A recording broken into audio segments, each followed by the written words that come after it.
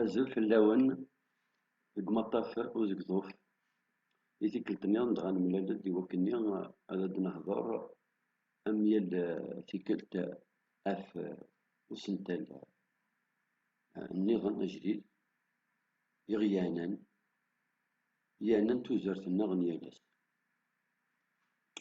Ass-agi, nous allons donc aborder le fait religieux. Bien entendu, comme nous sommes une société musulmane, majoritairement, nous allons donc plus précisément parler de l'islam. Bien entendu, nous n'allons pas parler de l'islam autant que vie spirituelle ou théologie, autant que science, ou alors autant que mysticisme, c'est-à-dire de l'au-delà. Nous allons beaucoup plus parler de l'islam de tous les jours, et puis bien entendu de l'islam politique. Quelle est donc la relation entre l'islam et l'État? L'islam est une religion monothéiste, la dernière des trois religions, dont le prophète est donc Nabi Mohammed.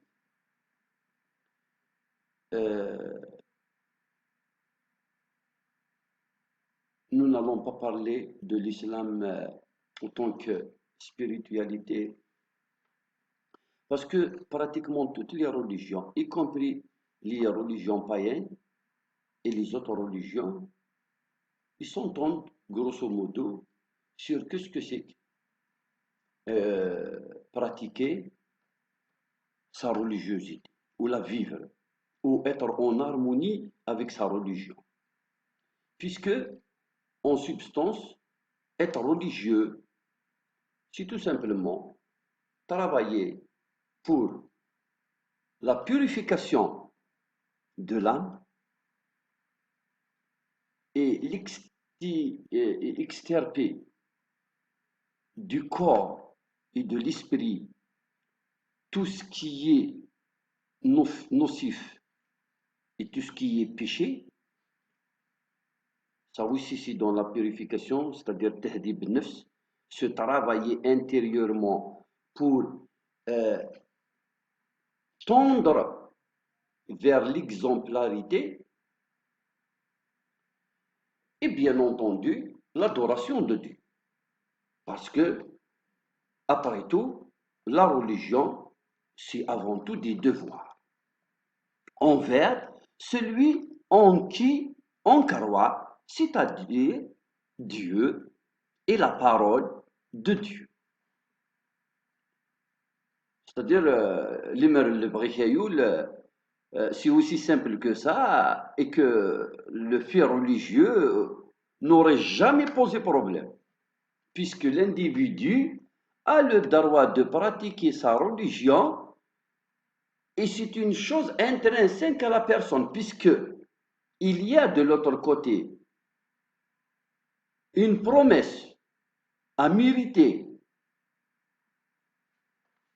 à savoir atteindre le Ferdous. Enfin, parlons de l'islam, parce qu'à la limite, toutes les religions ont des démarches, ont une procédure, ont leur propre pratique. L'objectif, c'est effectivement plaire à Dieu pour mériter le paradis. Et de là, il n'y a pas 36 000 solutions, hein, il faudrait s'éloigner le plus possible de tout ce qui est humain, puisque l'homme est déjà tenté continuellement et d'une façon pressante vers le péché, l'illégal et tout ce qui est irrationnel. Comme par exemple les 7 péchés capitaux. Nous avons aussi d'un autre côté le propre de chaque religion. Nous allons parler, par exemple, pas bien entendu, ce n'est ni le cadre, on n'aura jamais le temps suffisant pour le faire, mais on peut toujours citer un exemple de chaque religion, du moins les trois religions monothéistes. On peut par exemple parler du Shabbat chez les Juifs, les Israélites, ce qui est, ce qui correspond au septième jour, donc parce que Dieu a créé la terre en 6 jours et que le septième est consacré au repos. Nous avons par exemple l'exemple de la Noël chez les chrétiens, dans laquelle on célèbre la naissance du Christ. Et nous avons par exemple pour l'islam, on va dire les 5 piliers de l'islam. Mais l'évolution des religions ont fait que de chaque religion sont sortis plusieurs courants, le madhahib, plusieurs rites, plusieurs conceptions, parce que le texte censé être immuable et unique a fait objet d'interprétations selon les époques, selon les sphères géographiques et selon les hommes, donc le fuqaha, ou alors tout simplement les, les interprètes, on va dire, ceux qui ont essayé de tenter une lecture. Et on a eu des lectures. Mais ce n'est pas ça qui a posé problème en soi, puisqu'à la limite, surtout maintenant, on est habitué à cette pluralité, au point on a dit même qu'il y a autant d'islam qu'il y a de musulmans. Le problème qui se pose, c'est quand un État s'approprie une religion pour en faire un mode de fonctionnement et l'imposer à toute la société. Ce dont nous souffrons, nous, en Algérie, c'est-à-dire l'islam comme religion d'État. Pourquoi l'islam comme religion d'État est un problème pour l'Algérie, à mon sens? Parce que, de facto, tu écartes tous ceux qui ne sont pas religieux. Mais aussi, tu stigmatises tous ceux qui sont d'une autre religion que la religion musulmane. Pire encore, l'État, avec le rite auquel il a opté, par exemple le rite malikite, automatiquement stigmatise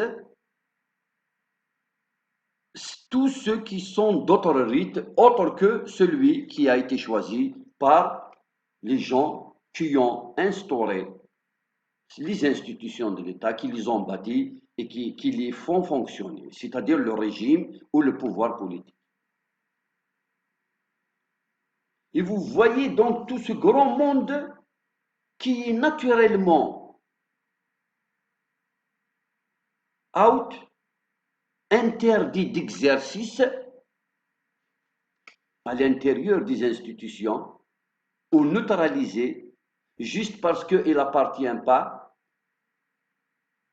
à cette conception de la religion prônée par le chef, c'est-à-dire celui qui a imposé. Parce que le problème de la religion, même en dehors de tout ça,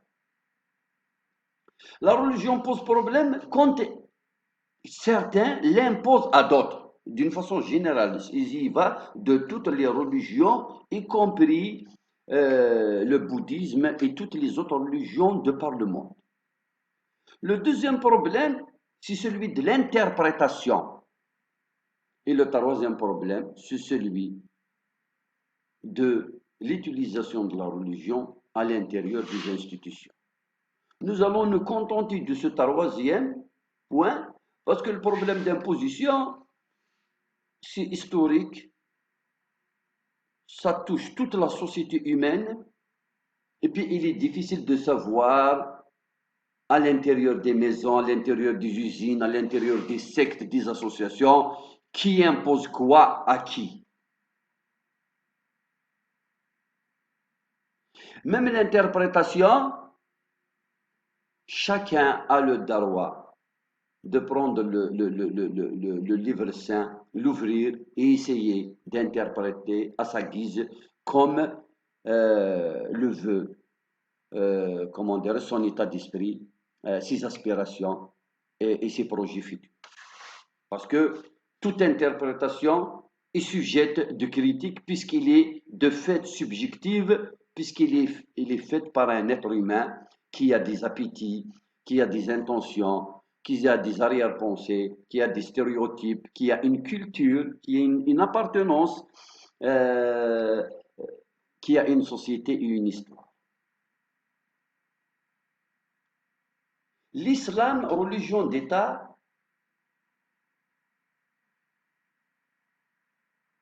a toujours contribué au maintien du régime politique en Algérie. Si la dictature a perduré pendant 60 ans, presque maintenant, à une année près, c'est justement parce que, principalement, ce n'est pas la seule force sur laquelle s'appuie le pouvoir, mais parce que le pouvoir te dit l'islam, c'est la source d'inspiration pour le fonctionnement des institutions de l'État. Et nous sommes d'ailleurs, depuis très longtemps, le pouvoir ne le dit pas comme ça, mais au fait, dans la pratique, nous sommes un peu dans une sorte d'état théocratique qui ne dit pas son nom. Pas totalement, mais toutes nos lois s'inspirent de la charia. Mais simplement, le pouvoir souffle le chaud et le froid en fonction de mouvement social qui pose plus de problèmes pour essayer de plaire et gérer la crise et tromper ensuite pour récupérer. Si nous construisons dans l'avenir, bien entendu, un État moderne, démocratique, sans qu'il ait une appartenance religieuse, c'est-à-dire qu'il soit neutre sur le plan religieux. Un État fort à l'intérieur duquel toute la société a le droit de siéger. Moi, par exemple, je suis chrétien. J'ai le droit de postuler pour occuper le poste d'ingénieur de je ne sais quoi, dans telle direction, dans telle wilaya, juste parce que je suis diplômé. Peu importe ma couleur religieuse. Parce qu'à l'intérieur de mon bureau, je n'ai pas le droit d'user de ma chrétienté pour dire telle personne aura ce projet, telle autre ne l'aura pas parce qu'elle est de la même religion que moi. D'ailleurs, les mœurs religieux, ceux qui, logiquement, vont peut-être aller au paradis, ce sont ceux qui ont gardé jalousement leurs convictions religieuses et les pratiquent en aparté. Ils les pratiquent seuls, que leur adoration de Dieu se fait en intimité ou bil khushu'. Et toute manifestation ostentatoire est déjà preuve de légèreté ou de manque de conviction.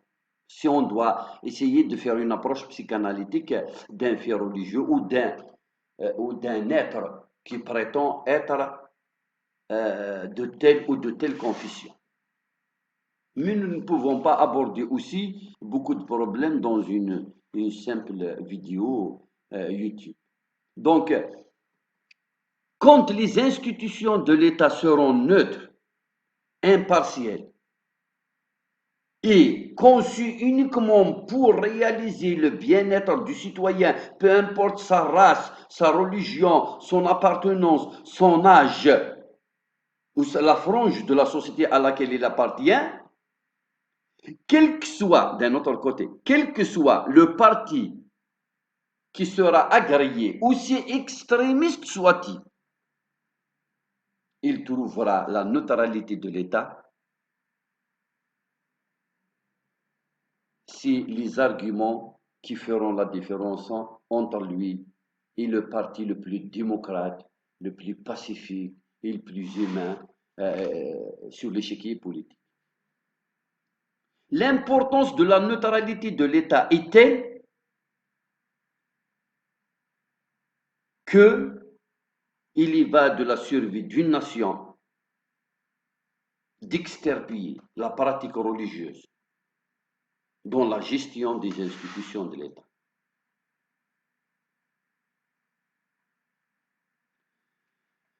En Algérie, si nous sommes victimes et lésés et marginalisés, c'est parce qu'à un moment ou à un autre, notre athéisme, notre chrétienté, notre scepticisme ou notre religiosité n'a pas été du goût de celui que nous avons à qui on a affaire, c'est-à-dire notre vis-à-vis, qui peut être un directeur de wilaya, qui est de l'autre côté du bureau, ou n'importe quel responsable, qui se dit, celui-là, si je l'aide, c'est un problème que je me crée. Parce que tout a été conçu en Algérie de sorte à ce que l'État ne peut accepter l'adhésion ou l'assimilation ou l'emploi, c'est-à-dire le recrutement, que de celui qui pourrait le rendre plus fort. Et comme il est conçu de telle façon, il faudrait donc des gens qui lui ressembleraient et qui répondent au profil. Et c'est là que le pouvoir algérien a fait du mal à l'Algérie et aux Algériens. Et il a brisé la nation. Et nous sommes encore à la case de départ. Entre autres, mais la neutralité de l'État vis-à-vis du fait religieux, politique, ethnique, linguistique est très très important. On pourrait effectivement, dans l'élaboration des lois, par exemple, le ministère de la Justice, effectivement, il y a l'ORF, il y a les réalités sociologiques, culturelles, religieuses, etc., que nous pouvons prendre en considération pour régler des litiges, des problèmes, etc., qui seront votés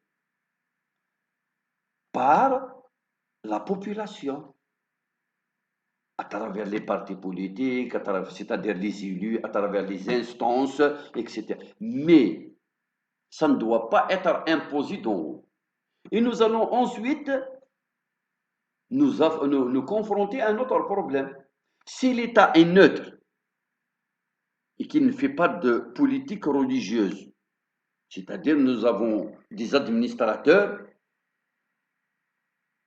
qui sont là pour appliquer la loi, un point, c'est tout. Dans ce cas-là, où est-ce qu'ils vont laisser leurs convictions? Comment empêcher l'administrateur d'interférer entre la personne religieuse et la personne technocrate qu'il est? Il y a des garde-fous, il y a des lois qui pénalisent et qui interdisent à ce que on choisisse une personne pour un recrutement, pour accorder un projet, pour n'importe quelle chose, dissension ou ascension. Nous n'aurons pas le droit de choisir une personne, homme ou femme, à base de son appartenance religieuse. Sauf au niveau individuel. Si c'est pour se marier, si c'est pour vivre, avoir un voisin, etc., là c'est normal, ça reste encore ta vie privée. Mais autant qu'administrateur, tu dois faire fi de tes convictions religieuses et spirituelles dès le moment où tu franchis le pas de ton bureau et de ton institution, c'est-à-dire celle dans laquelle tu travailles. Parce que tu es censé servir toute la population. Maintenant, un religieux te dit, mais est-ce que j'ai le droit de faire de la politique en développant un discours que je vais puiser de ma religion parce que moi je ne peux pas réfléchir autre que c'est-à-dire en dehors de ma religion. Moi personnellement, je suis tout à fait d'accord. Si nous avons un État fort, neutre et impartiel, incorruptible, et contrôlé de sorte à ce que les pouvoirs soient partagés et toutes les tendances vont se surveiller pour qu'il n'y ait pas de manipulation, ni de machination, ni d'orientation tendancieuse envers telle ou telle orientation idéologique ou religieuse. Les partis politiques, nous pouvons agréer tous les partis politiques, y compris les plus extrémistes et les plus, c'est-à-dire, comment dirais-je, totalitaires qu'ils soient. Parce que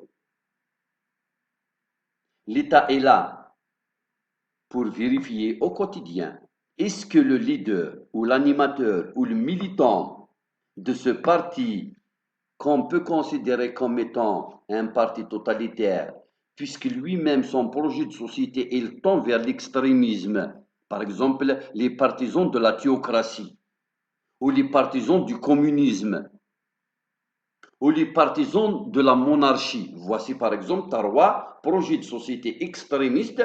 Pourquoi extrémiste? Parce que dès qu'ils atteignent le pouvoir, c'est intrinsèque à leur propre idéologie. Ils ne peuvent plus tolérer. L'un te dit, parce que c'est la parole de Dieu qui est au pouvoir, Dieu ne doit pas avoir de concurrent. C'est irrationnel, mais c'est une conviction personnelle. Le communisme te dit, c'est la dictature prolétarienne, c'est le peuple qui est au pouvoir. Mais pourquoi il n'y a pas meilleur que le peuple? Le peuple est en train de gérer sa propre vie, de décider. Et pourtant, nous avons déjà vu du communisme et vous savez où est-ce que ils nous ont conduits. Et il y a ensuite les monarchies. Et vous êtes en train de voir aussi, il y en a encore plusieurs de par le monde, des monarchies où un roi s'approprie un territoire et te dit, cette terre est à moi et ce peuple m'appartient. C'est une chose, il est à mon service. Donc, par exemple, si un roi extrémisme, nous pouvons les tolérer. Mais si l'État est neutre, et il y a des garde-fous qui garantissent cette neutralité. Quel que soit le discours qui va être développé par les tendances extrémistes et totalitaires, l'État est là pour préparer les citoyens à ce qu'ils ne soient pas manipulés.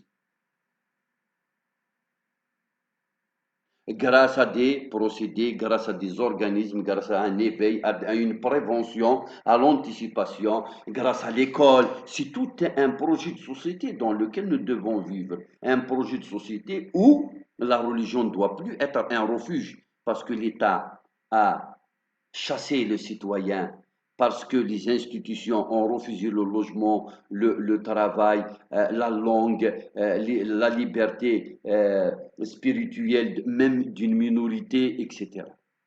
Parce que réellement, les extrémismes, ils puisent leur popularité et leurs adhésions dans la clochardisation sociale, chez les marginaux et les minorités, de toutes les minorités, quelles qu'elles soient. Jamais un citoyen épanoui, émancipé, parce que l'État a fait de lui un être épanoui, émancipé, instruit, moderne, ouvert sur le monde, que l'État a permis et a offert les moyens. Il ne pourra jamais se retrouver dans un parti extrémiste. L'erreur du pouvoir algérien, enfin lui, il l'a fait sciemment, mais on va dire l'erreur, puisque c'est un phénomène historique que nous sommes en train d'étudier, donc on ne va pas Mais au fond, tout le monde sait comment les responsables politiques en Algérie font. Et puis, ils hurlent comme s'ils étaient victimes. Ils créent un extrémisme religieux, un parti extrémiste, tout en lui créant au préalable déjà les conditions de sa prolifération. C'est-à-dire un milieu dans lequel il va vraiment se retrouver pour bien recruter. Et ils te disent, puisque vous voulez la démocratisation de la société, voici, chacun a le droit de s'exprimer. Et il met en avant les partis les plus extrémistes et les avantages, puisque c'est lui qui gère l'État. Donc les urnes, il fait comme il veut. Il donne la majorité à qui il veut. Il disqualifie celui qu'il veut. Et il te dit, voici, puisque vous voulez la démocratie, regarde ce que veut la société. C'est exactement ce qui s'est passé depuis 1990. Nous sommes rentrés dans le jeu. Nous étions dans la défensive. On n'avait pas le choix. Il y a des gens qui te disent, vous les Kabyles, vous vous habillez comme les Européens, vous mangez comme les Européens, vous parlez français, nous allons vous tuer. Qui l'a dit? Peu importe. L'essentiel a été dit. Dans la réaction, il fallait se défendre.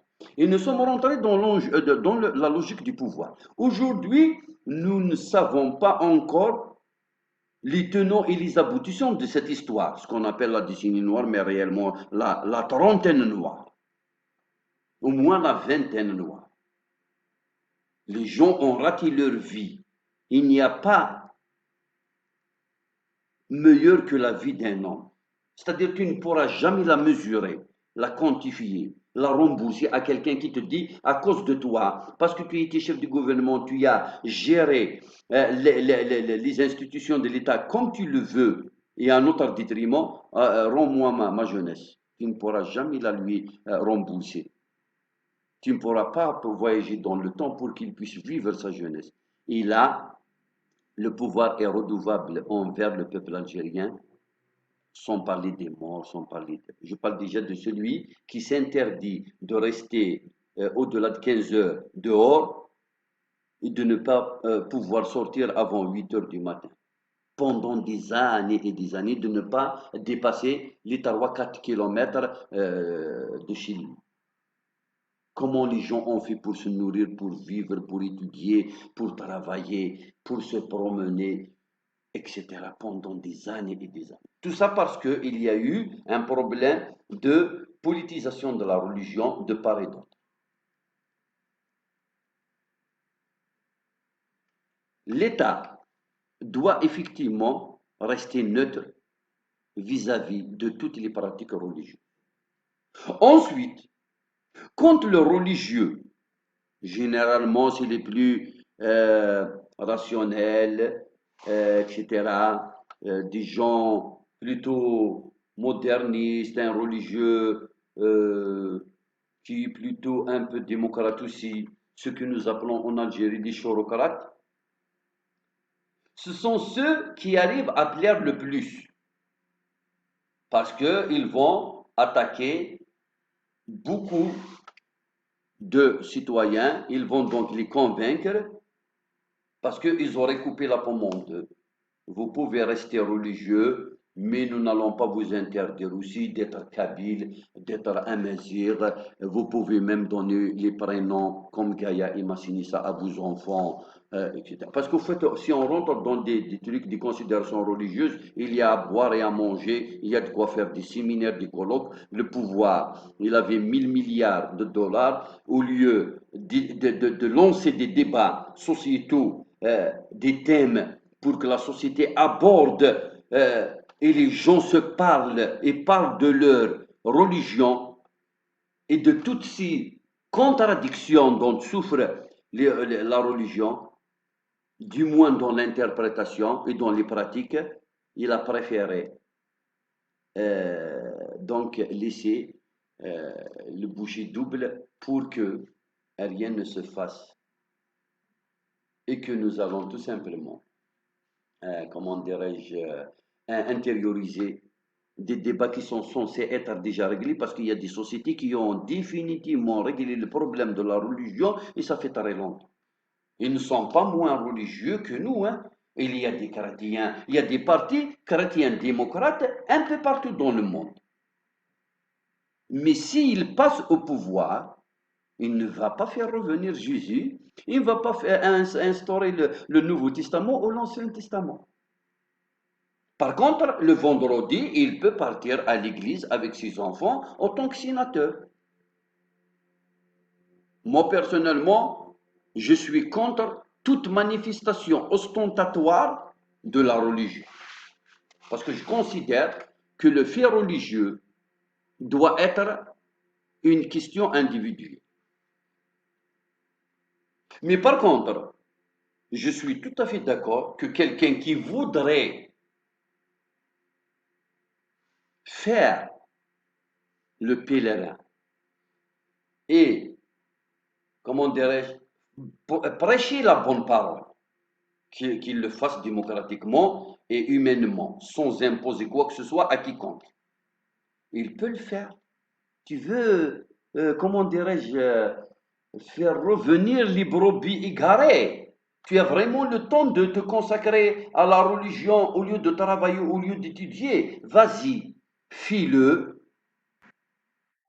euh, et sois honnête envers toi-même et envers les gens.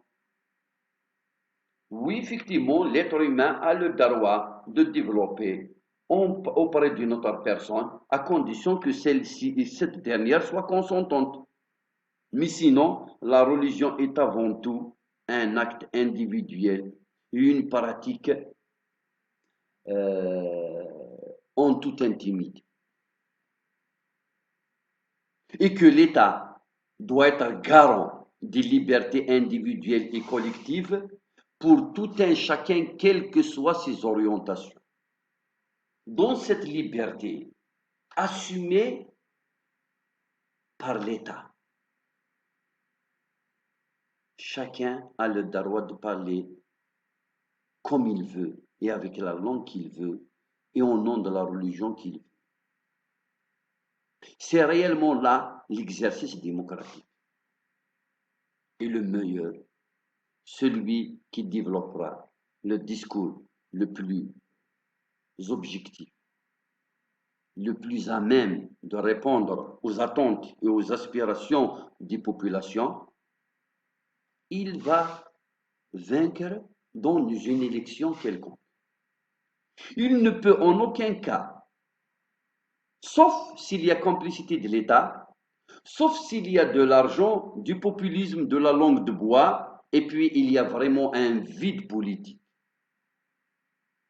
pour que un extrémiste puisse arriver au pouvoir. Sinon, dans un cadre démocratique, quand tous les partis ont le droit de s'exprimer librement, il n'y a que les plus rationnels, les plus objectifs, et ceux qui ont réellement la solution à des problèmes réels et qui ont vraiment prouvé par leur intégrité, euh, par leur passé, par leur parcours, par leur adhésion et leur proximité, par leur conviction, leur itinéraire, mais surtout leur constance dans le militantisme, il n'y a que ceux-là qui gagneront. Moi, je n'ai pas peur d'un religieux qui te dit mon projet de société, c'est la théocratie. Il faut juste que l'État me garantisse à moi aussi que je dise aux gens mon projet de société, c'est un État démocratique où tous les Algériens auront le droit de citer. Moi, je crois en le génie populaire. Je ne suis pas de ces gens sans les citer, qu'ils soient dans l'armée, qu'ils soient dans le gouvernement, et même ceux qui marchent avec nous, qui font semblant de faire partie de la société, etc., mais eux, réellement, ils font partie de l'oligarchie. Je ne suis pas d'accord avec eux qui, quand ils te disent le peuple est immature pour la démocratie. Ça, c'est un prétexte. Et vous venez de prouver, après combien d'années de dictature, que vous avez toujours utilisé l'extrémisme religieux, que vous avez toujours avantagé pour justement nous faire peur et pour que vous puissiez vous imposer et vous proposer comme alternative. Si nous, ou vous aurez l'État théocratique. Nous voulons de la démocratie et que ceux qui veulent utiliser l'islam à des fins politiques, qu'ils le fassent.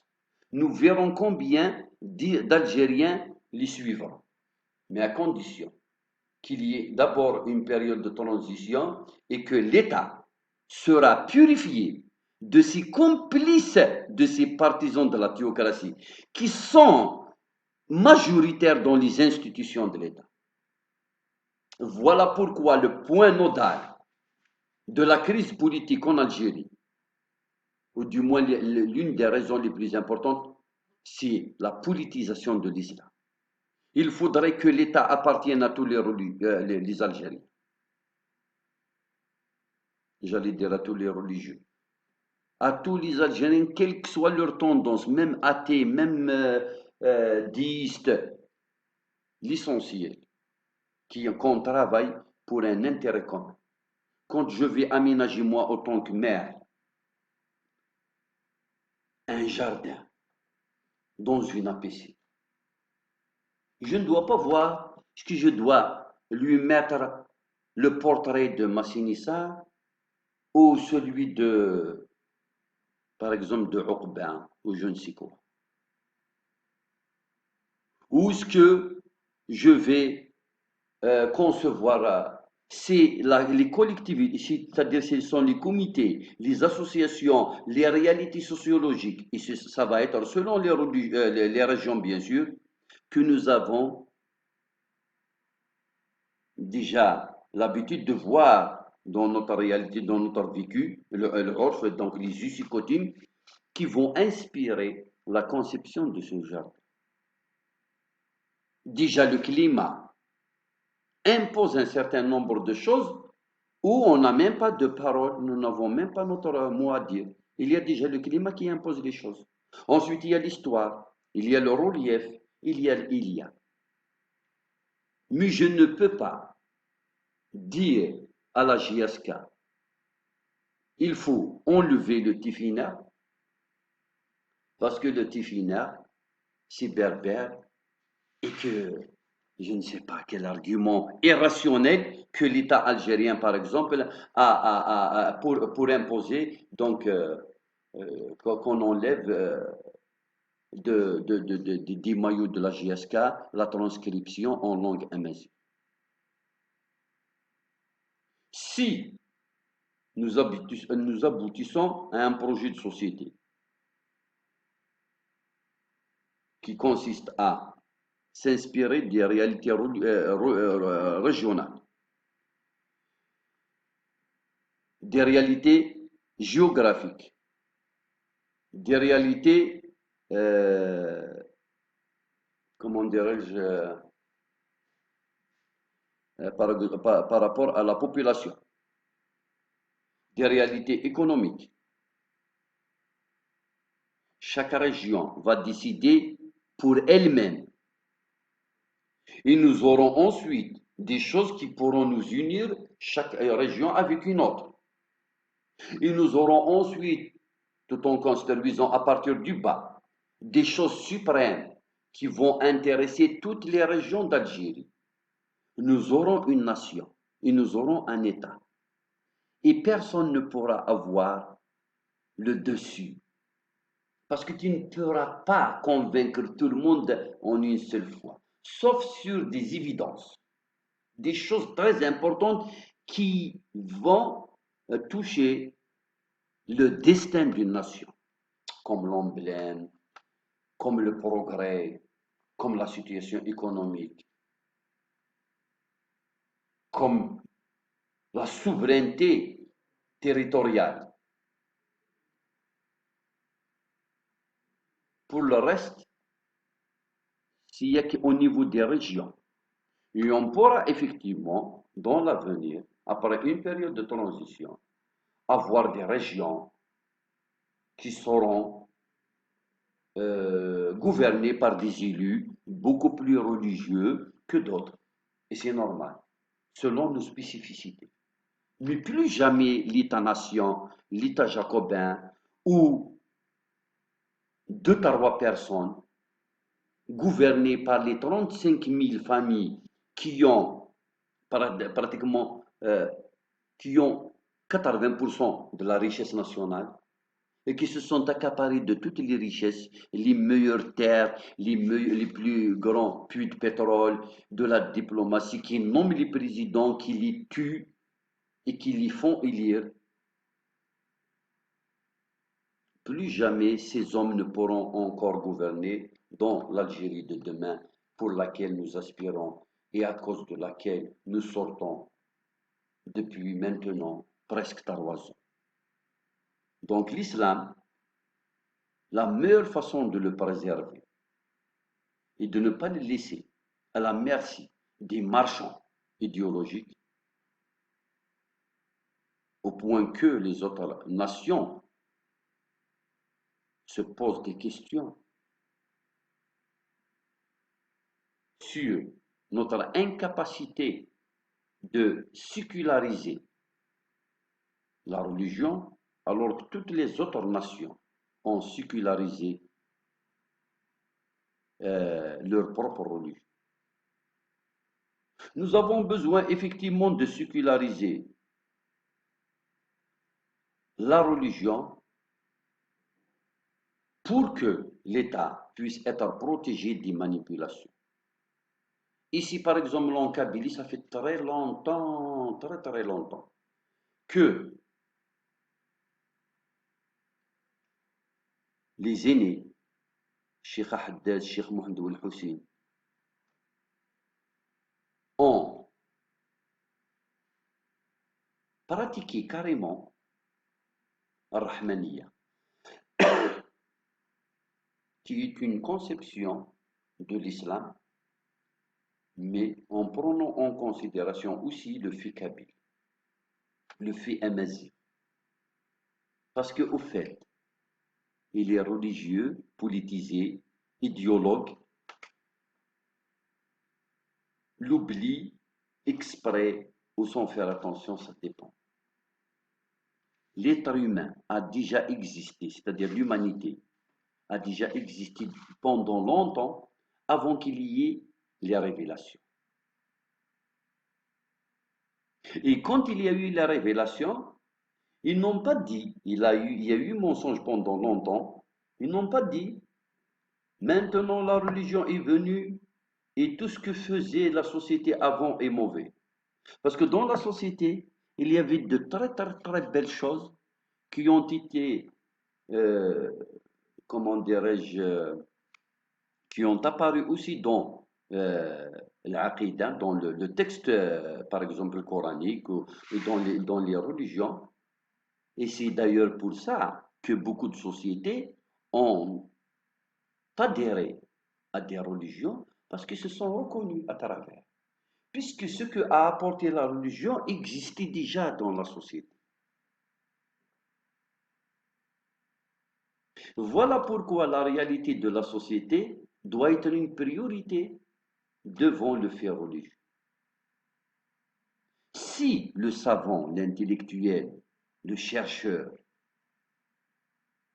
a enfin ou aura, puisque c'est pas encore fait dans notre pays, aura un jour sa place dans la société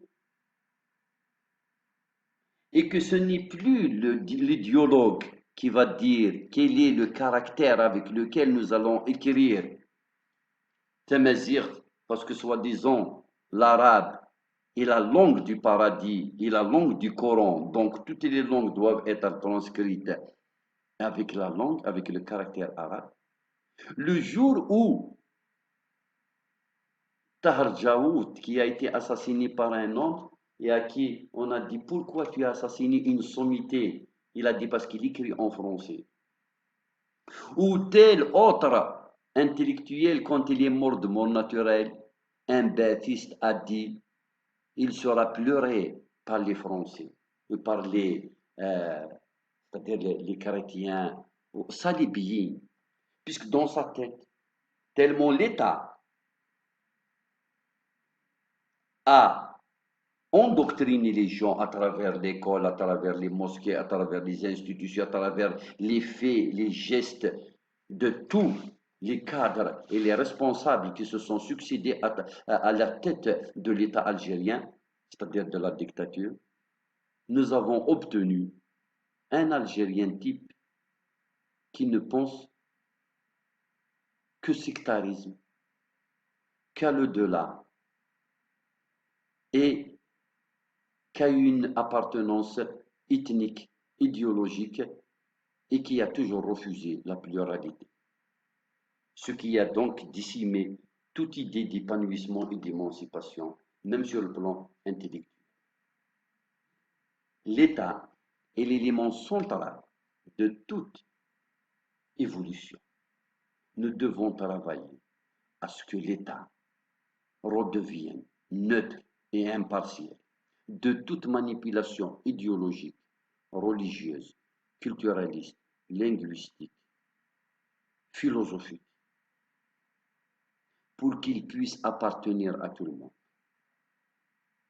Voilà donc la meilleure façon de préserver l'islam et le meilleur service qu'on pourrait rendre à cette religion. Et je pense, ça reste un avis personnel, la meilleure façon de faire preuve de sa foi, c'est justement d'enlever toute manipulation religieuse des institutions de l'État, pour que les institutions redeviennent un endroit où on réfléchit au bien-être du citoyen, dans toute sa pluralité et dans toutes ses configurations, quel que soit le citoyen qui viendrait, il trouvera un homme à son service, abstraction faite de ce qu'il y a au fond de lui, de la race à laquelle il appartient, de la langue avec laquelle il lui parlera, et puis du niveau d'instruction ou de la frange de la société ou de la classe sociale à laquelle il appartient. Nous avons été victimes d'un État qui a un parti pris, qui a été sectaire et qui n'a servi qu'une seule religion. Encore une lecture, une interprétation de cette religion. Parce qu'il y a d'autres religions qui te disent نحن أبرياء من كل هذا. À qui Karoua te disent ce n'est pas notre islam, ce qui se pratique. Mais ça n'a pas empêché de nous voir rater notre vie, nos projets, parce que à un moment donné où tout le temps on n'a pas été à la mosquée pour prier, ou alors on n'a pas leur mode de pensée ou leur jargon, puisque même l'État algérien, il a fini tellement, il a gouverné seul. Et sans partage, il a fini même par faire une culture d'État. D'ailleurs, les gens sont reconnaissables maintenant. On sait qui appartient au système, qui est le fruit de l'article 120 et qui est le rebelle ou l'anticonformiste, celui qui refuse donc l'ordre établi. À force, pendant des années et des années de gouvernance, on sait faire la différence entre celui qui sort des institutions, parce qu'on on a fini par faire un moule, un modèle des cyborgs. C'est à partir de l'âge de 16 ans, un jour, quelqu'un me l'a dit. Il m'a dit, de toute façon, toi, tes enfants, ils ne deviendront jamais responsables dans l'État algérien, avec la façon avec laquelle tu les éduques. Déjà pas le prénom que tu lui as donné. Et avec ton comportement, puisque tes enfants vont t'imiter, jamais tu ne réussiras en Algérie. Regardez-moi comment je suis en train de faire, comment j'ai commencé dès la naissance à préparer mon fils pour devenir un responsable, donc pour qu'il puisse devenir riche et réussir. Le crime le plus important a été fait au nom de l'État algérien. Il y a des hommes qui ont intervenu à travers les institutions, qui ont fait mal à des gens comme nous, les refusés, les laissés pour compte, les marginaux, parce que pour une raison ou pour une autre, on n'est pas dans la configuration qu'ils ont dessinée. Et on ne peut pas faire partie du projet de société auquel ils aspirent et qu'ils ont imposé. Heureusement qu'il y a eu février 2019. Nous avons au moins réussi, au moins, à nous imposer pour dire à tous ceux qui ont cru que l'Algérie n'avait qu'une seule euh, figure, qu'en Algérie, la plus belle figure est restée cachée pendant longtemps, c'est celle du peuple. تنمير تنون يعطيكم الصحة. سمح كان ما إلا لا ولادنا ما إلا كواش ونشر ارتوفوا.